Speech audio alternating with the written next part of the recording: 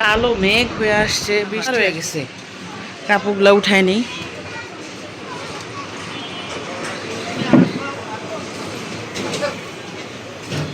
ঘর পুরো মনে হয় কি রাত হয়ে গেছে। আর এই ম্যাক্সিটা শুকায় দিলাম, কালকে গোসল করে শুকায় নাই, ম্যাক্সিটা ভিজাই রয়েছে। তো এখন আবার সকালবেলা কেমন লাগে, এক হাতে হয় না, এক হাতে ক্যামেরা না। আর এই যে দেখেন আকাশটা পুরা মেঘলা হয়ে আছে, মেঘলা হয়েছে আকাশটা। আসসালামু আলাইকুম, সবাই কেমন আছেন? আশা করছি ভালো। আলহামদুলিল্লাহ আমরাও ভালো আছি। ওই যে এখন মানে একদম মেঘলা হয়ে আছে। ঘরে আমি রান্না করবো, কোটাকাটি করতেছিলাম। এই যে অন্ধকার হয়ে গেছে, যে অন্ধকার। ডাটা করতেছি, ডাটা দিয়ে আলু দিয়ে ভাজি করব। আর এখানে পেঁপে ভাজি করব। ভাবতেছি পেঁপেটা কি একদম ডাটার সাথে একসাথে ভাজি করব নাকি আলাদা করব, সেটাই চিন্তা করতেছি। দেখি কি করি, কোটার পরে তারপরে দেখি চিন্তা ভাবনা কইরা কি করা যায়। দোনোটাই তো ভাজি, অনেক দিন ধরে ডাটা দিয়ে আলু দিয়ে এরকম ভাজি খাইতে মন চাইছে। দেখেন ছোটোকালে এরকম আমরা শাপলা তুলতাম, মানে শাপলা তুলতাম না, দোকান থেকে যে বাবা শাপলা কিনে নিয়ে আসতো আমার বাবা, তো শাপলা দিয়ে আমরা এরকম মালা বানাইতাম, পানি দিয়ে ভিজা রাখলে এরকম একদম কুকড়া কুকড়া হয়ে যেত। এই যে দেখছেন, এই যে আমার দেখলে অনেক ভালো লাগে এগুলা দেখলে। এই যে কেমন হয়েছে না, কি সুন্দর লাগে। রান্না করব, কোটা কাটি করে নিই, দেখি কি রান্না করি, কি রান্না করি সেটা আপনাদের সাথে শেয়ার করব। তো চলেন আপনারা আমার সাথে। আসসালামু আলাইকুম, সবাই কেমন আছেন? আশা করছি ভালো। আলহামদুলিল্লাহ আমরাও ভালো আছি। আমাদের সিলিন্ডার গ্যাস শেষ হয়ে গেছে। গতকালকে রাত্রে নিধির বাবা আসতে আসতে প্রায় রাত হয়ে গেছে, এর জন্য দোকান বন্ধ হয়ে গেছে। আর সকাল 12টার আগে নাকি গ্যাসের দোকান খুলে না। তো এর জন্য নিধির বাবা আবার সকালবেলা নাস্তা কিনে নিয়ে আসলো। এখন আমরা সবাই মিলে নাস্তা খাবো। আর বড় মেয়ে নেহার আবার আজকে এক্সাম আছে, তো ও আবার সকালবেলা ঘুম থেকে উঠে গেছে। ও সকালবেলা নাস্তা খেয়ে যাবে, সেই আস্তে আস্তে 6টা বাজবে। এরই মধ্যে ও কিছু খায় না, আসলে ও খেতেই চায় না, ওকে জোর করে একটু খাওয়া দেওয়ার চেষ্টা করি। যাই হোক, 2 দিন ধরে মনটা ভীষণ খারাপ, শরীর বেশি একটা ভালো ছিল না, অসুস্থ ছিল। সেটা তো আপনাদের সাথে শেয়ারই করলাম।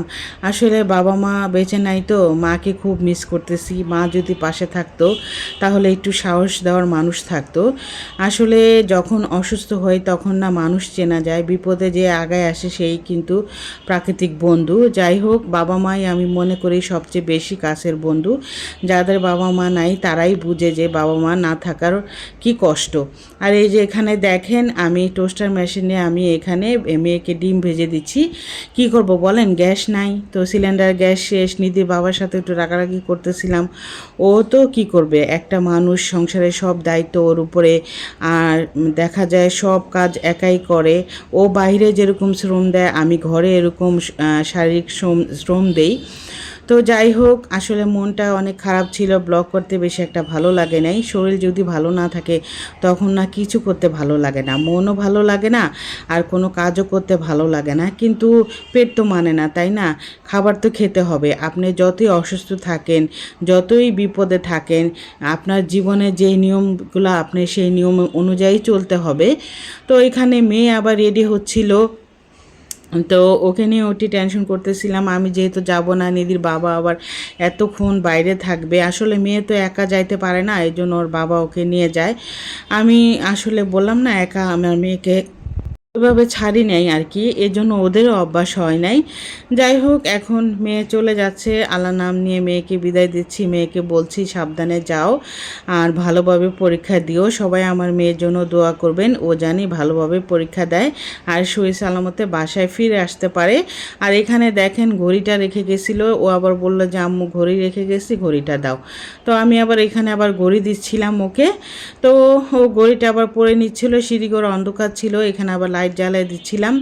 তো যা বলতেছিলাম, আসলে মা বেঁচে নাই, তো মনটা খুবই খারাপ। এত অল্প বয়সে বাবা মা দুজনকে হারাইছি।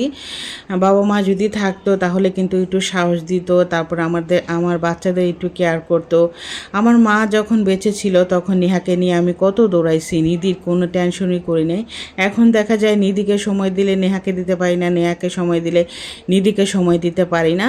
তো এখানে আবার মেয়ে যাচ্ছিল, তো মেয়ে যাওয়ার পরে দেখলাম যে অনেক বৃষ্টি আসতেছে। তো বৃষ্টি আসতেছে, বৃষ্টি বারান্দা থেকে সব কাপড়গুলো উঠাচ্ছি, আর মনে হয় পুরা অন্ধকার হয়ে গেছে, রাত হয়ে গেছে এই অবস্থা। তো এখানে আবার নিধি ঘুমাচ্ছিল। তো এই যে দেখেন বৃষ্টি কিন্তু অলরেডি পড়তেছে। আমি আবার রান্নাঘরে রান্না করতেছিলাম, তো ওদের জন্য একটু টেনশন করতেছিলাম, রাস্তায় বৃষ্টি পড়লে ওদের আবার কি সমস্যা হবে, কারণ আমার মেয়েরা বৃষ্টি পানি মাথায় পড়লে ওদের সমস্যা হয়। তো যাই হোক, আপনারা কেমন আছেন কমেন্টের মাধ্যমে জানাবেন। আসলে প্রতিদিন ব্লগ দিতে পারি না, অনেক সময় বলি যে প্রতিদিন ব্লগ দিব, অনেকে দেখি যে অনেক অসুস্থ শরীর নিয়ে প্রতিদিন ব্লগ শেয়ার করে, তাদেরকে আমি স্যালুট জানাই, কারণ আমি না পারি না। দেখা যায় একটু অসুস্থ থাকলে বা আমার পরিবারের কারো যদি অসুস্থ হয় তখন না আমার মন ভালো লাগে না, তখন দেখা যায় ভিডিও করতে না আমার কেমন জানি হাতে ক্যামেরাই উঠে না। আর এখানে দেখেন আলু দিয়ে ডাটা দিয়ে একটা ভাজি রান্না করব। এই ভাজিটা আমার অনেক দিন ধরে খেতে মন চাইছিল, তাই ভাবলাম যে একটু নিচ থেকে ডাটা আনি, তারপরে আলু দিয়ে ভাজি করি। তো 2-3 দিন আগে পেঁপে আনছিলাম, পেঁপেটাও সিদ্ধ করে রাখছি, ভাবলাম যে একসাথে দিয়ে দিই। অল্প পেঁপে তো, এটা আবার আলাদা কি করব, একসাথে ভাজি করে রান্না করে খেয়ে দেখি কেমন লাগে। অনেক দিন ধরে টিভিতে দেখতেছিলাম, তাই এরকম খাইতে মন চাইতেছিল। তো আমি কিন্তু এরকম কখনো রান্না করে খাই নাই, এরকম ডাটা দিয়ে আলু ভাজি মতো করে, আজকে ফার্স্ট। তো রান্না করে খেয়ে দেখবো যে কেমন হয়েছে। আমার মার হাতের রান্না আমি অনেক মিস করি। আমি যখন আমার মা আমার কাছে ছিল তখন আমার কোনো কাজই করতে হইতো না, দেখা যাইতো সকালবেলা ঘুম থেকে উঠে নেয়াকে নিয়ে স্কুলে চলে যেতাম, আয়সা দেখতাম মা রান্না করে নিধিকে গোসল টোসল করে খাওয়াইয়া ঘুমও পাড়ায় দিছে।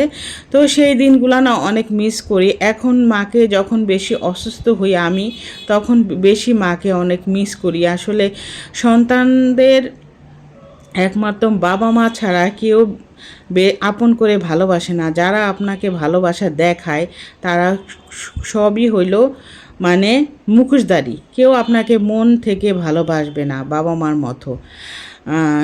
যাই হোক, অনেক কথা বলে ফেললাম। আসলে আমি অনেক গুছায় কথা বলতে পারি না, আপনাদের হয়তো ভালো নাও লাগতে পারে। তো আমার মনটা অনেক খারাপ ছিল, তারপরে ভাবলাম যে যেহেতু গতকালকে ভিডিও দেই নেই, আজকে আপনাদের সাথে ভিডিওটা শেয়ার করি। আর এই যে দেখেন এখানে একটু হলুদ মরিচের গুঁড়া দিয়ে দিয়েছি, আর দিয়ে দিয়েছি কাঁচামরিচ। আসলে কাঁচামরিচের এখন যেই দাম, মনে হয় কি পুরা বাংলাদেশ বর্ষায় ডুবে গেছে। আর এরই মধ্যে দেখেন আমি প্রত্যেকটা ফ্ল্যাটের প্রত্যেকটা রুম কিন্তু ভালোভাবে পরিষ্কার করে নিয়েছি। আর এখানে না ফ্রিজে 2 টুকরা কই মাছ ছিল, সেই কই মাছও আবার দিয়ে দিলাম। আর ডাল রান্না করব।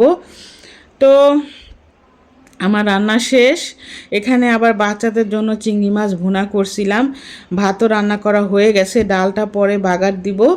তো এখানে আবার এরই মধ্যে সংসারের টুকিটাকি কত কাজ থাকে, সেগুলো তো আর সব কিছু ক্যামেরায় ধরা যায় না, সব কিছু তার ভিডিও করি না। সংসারে কিন্তু একটা গৃহিণীদের অনেক কাজ থাকে, খালি রান্না বাড়া খাওয়াই থাকে না। দেখা যায় কাপড় ধোয়া, ঘর মোছা, ঘর গুছানো, পানি ফিল্টারে ভরা, কাপড় তারপরে ভাঁজ করা, তারপরে হাঁড়ি পাতিল ধোয়া, এগুলা কিন্তু অনেক কাজ থাকে।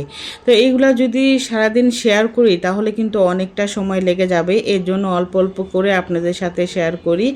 আর এখানে ফ্ল্যাটটা ভালো করে ঝাড়ু দিয়ে নিছি, আর এখানে সংসারে টুকিটাকি কাজও করে নিলাম।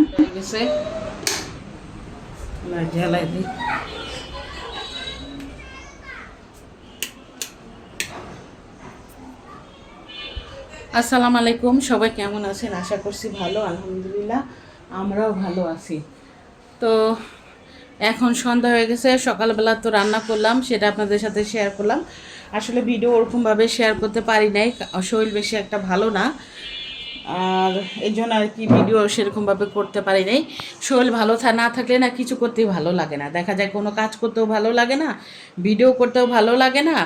তারপরও বাধ্য হয়ে কাজ করতে হয়, সংসারের কাজ তো টুকিটাকি করতে হয়, যেগুলো বাধ্যতামূলক রান্না বান্না সেগুলো তো করতেই হবে। ঘর যদি নাও গুছাই, কিন্তু আমি অসুস্থ থাকলেও দেখা যায় ঘর তো গুছানোর চেষ্টা করি। তো যাই হোক, এখন সন্ধ্যা হয়ে গেছে, সব রুমে লাইট জ্বালায় দিলাম। আর এই যে এটা দিয়ে আমি, এটা এমনি আছে, গ্যাস 1 মাস হয়ে গেছে, গ্যাস শেষ। আবার দেবরের ছেলের মৃত্যুবার্ষিকী ছিল, দোয়া করি আল্লাহর কাছে, আল্লাহ জানি বাবা তোমাকে আল্লাহ জানি জান্নাতের সর্বস্থান দান করে। মন থেকে দোয়া করি তুমি যেখানেই থাকো ভালো থাকো। আসলে বলতে বলতে 2 বছর হয়ে গেল, মনটা ভীষণ খারাপ, যখন মনে পড়ে তখন অনেক খারাপ লাগে। কারণ ও সব সময় আমার কাছে ছিল, আমি ওকে অনেক খাওয়াই দিতাম, সেই স্মৃতিগুলো অনেক মনে পড়ে। আসলে আমি কখনো ব্লগে এসব কথা আপনাদের সাথে শেয়ার করি না, আসলে সব সময় ব্লগের চেষ্টা করি সুখের জিনিসগুলাই আপনাদের সাথে শেয়ার করার, কষ্টের কিছু আপনাদের সাথে সেরকমভাবে শেয়ার করা হয় না। তো যাই হোক, আজকের দিনটা আসলে খুবই খারাপ ছিল। একে তো আমি অসুস্থ ছিলাম, আর একে তো আমার দেবরের ছেলে মানে আমার ছেলে, তো আমার ছেলেরও 2 বছর, আমাদের ছেলেরও 2 বছর মৃত্যুবার্ষিকী বলতে বলতে হয়ে গেল। তো আজকের মধ্যে বিদায় নিলাম, আল্লাহ হাফেজ।